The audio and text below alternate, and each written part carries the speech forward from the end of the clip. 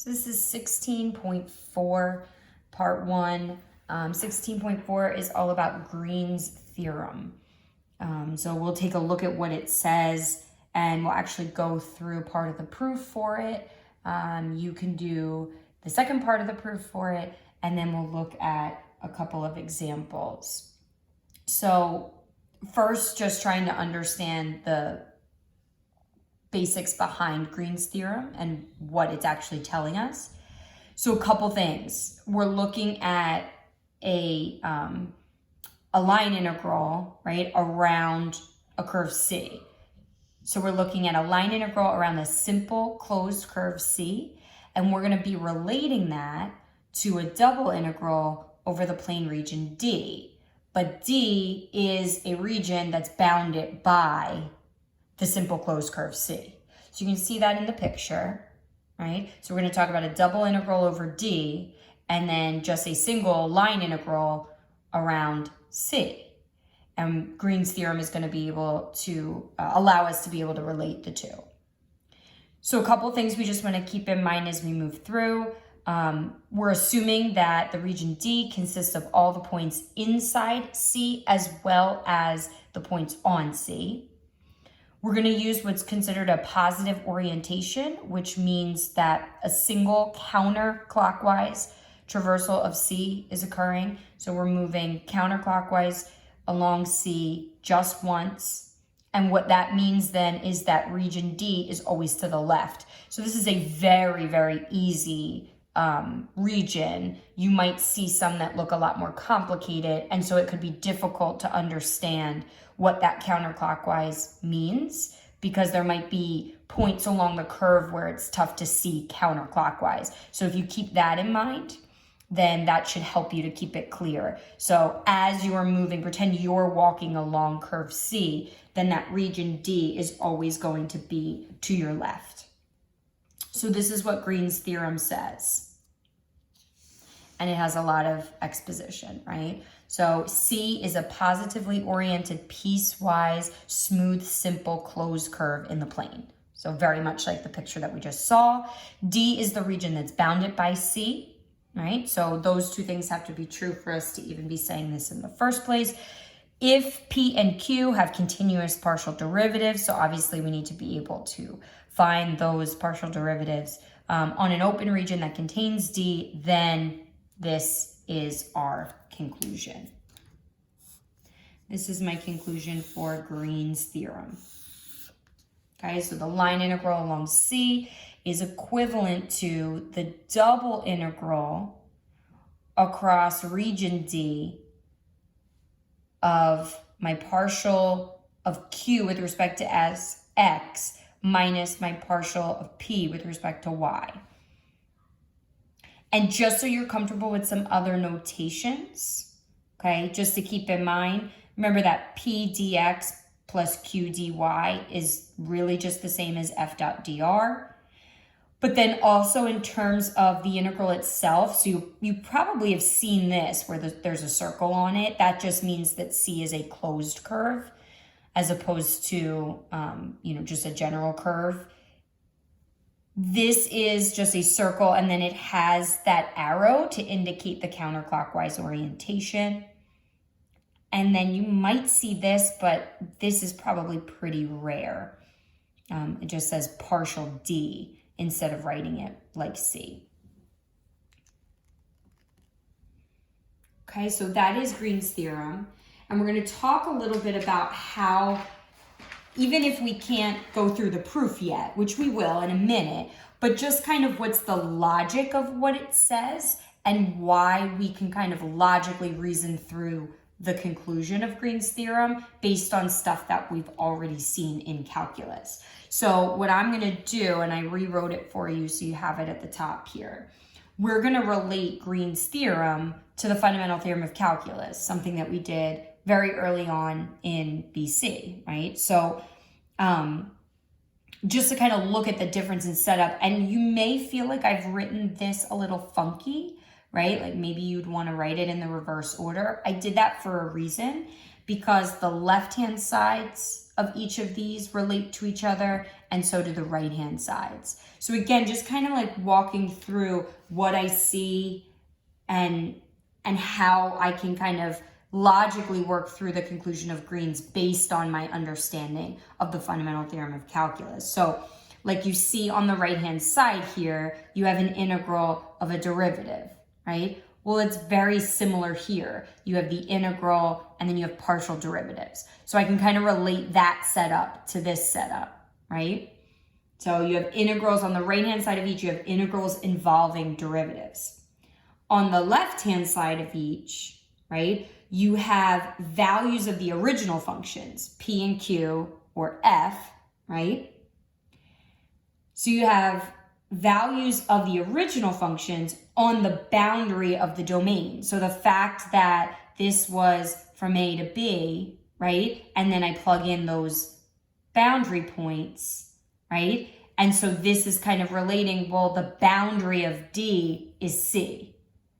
So you can kind of see how the two relate to each other, and that might help you to kind of logically walk through this. Obviously, that doesn't necessarily indicate why this setup would be true, right? Just because it involves partial derivatives doesn't mean it needs to look exactly like this. So that's the part that's obviously going to be a little trickier. So we're going to try to walk through this proof here, all right? We'll see how we do.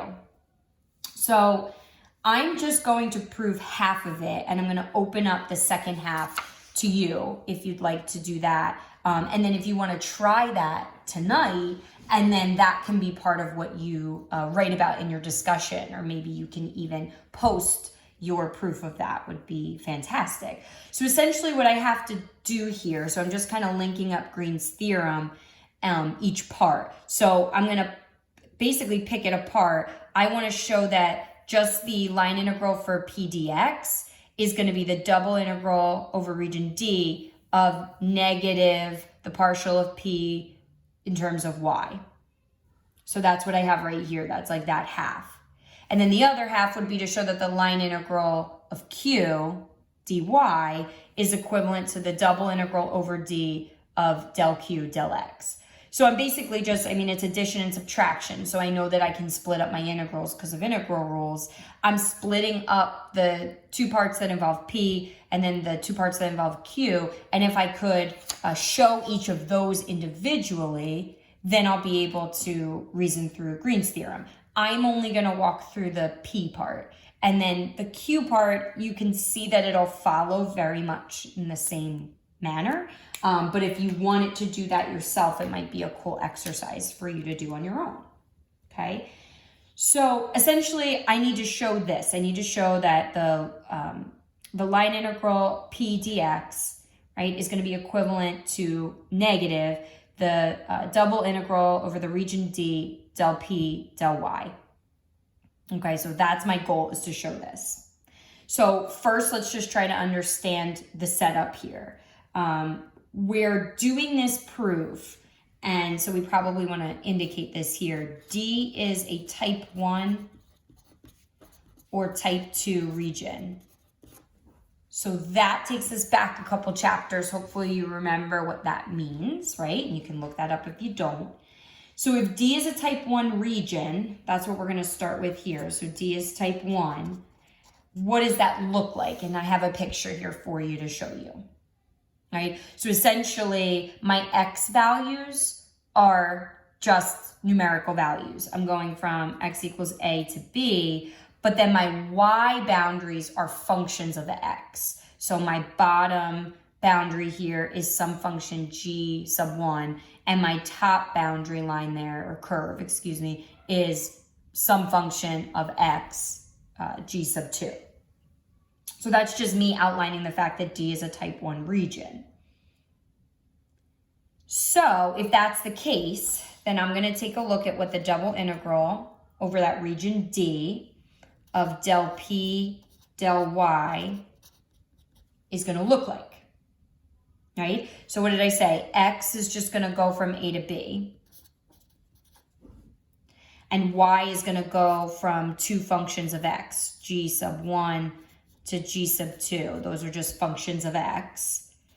del P del Y, which is some function of X and Y. I mean, maybe it only has part of that in there, but it should be a function or could be a function of both variables. And then I have dy dx. So what I'm going to do is I'm going to think about, right, using the fundamental theorem of calculus, essentially. I'm going to think about taking the integral of this partial. So it's very much like up here. I'm taking the integral of a derivative. What does that give me? It just gives me the function value at the boundary points.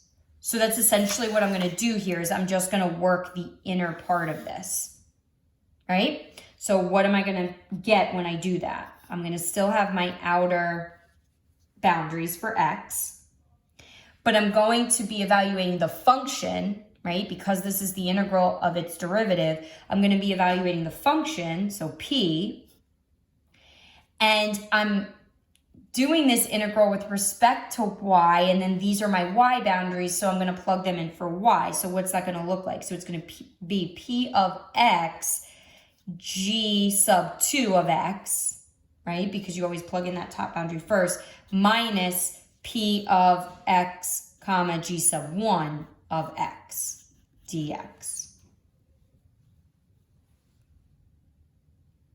Okay, so I'm starting with this part, this side of my equation. I wrote out what that double integral would look like more specifically if D is a type 1 region.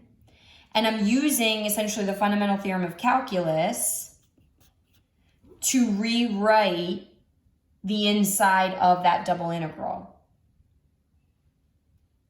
Okay, now I'm going to take a look at my region in more detail. And I'm going to break up, you can already see that I've done it. I'm breaking up the curve C, right? The entire boundary of D would be curve C, but I'm breaking it up into 4 parts. So C1, C2, C3, and C4. So I want to look at each individual part here. So for C1, right, X is X and Y is G1 of X. And X goes from A to B. So if I wanted to find the line integral of P dx for just C1, just this part down here, right? It would just be from A to B, P of X, G sub 1 of X, dx.